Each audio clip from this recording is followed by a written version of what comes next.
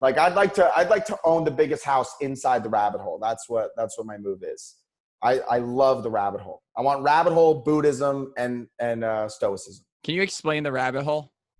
I could explain how I feel about the rabbit hole, I guess. Yeah, do that. All right. So I think it's basically this.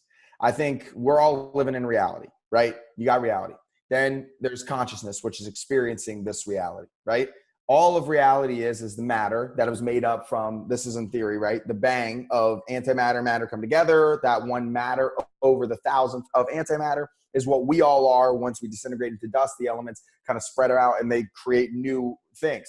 Our integrated and interconnected minds come together to decide what all of these things are and the properties of these things, right? Because our consciousness build upon each other to create what these atoms look like, feel like, and act like, right? So that as time goes on, we will learn more and more of these things. Right now, we're living in basically a figmentation of quanta, and quanta is just the informational bits of the universe. And as it expands even on the edges of the universe, we are creating that through our mentality. Everybody's a computer.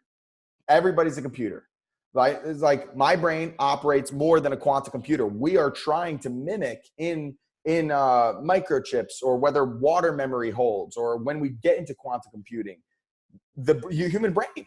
You know what I'm saying? And so we've got this huge computer, and everyone's got a computer, and all the computers are connected, and we're all kind of creating like this operating system, which are like these laws that like we all kind of have to abide by, right? And it's weird because it's like if you shout enough about certain laws, you can have all the computers kind of programmed to that program. And that can kind of change the wave of like how things happen. And it's so slow and monotonous and like subtle that you can't tell the distinct difference because our eyes are so carnal, right? You don't see because of our time expenditure as humans, right? But all of these ideas, all these ripples variably change everything all the time.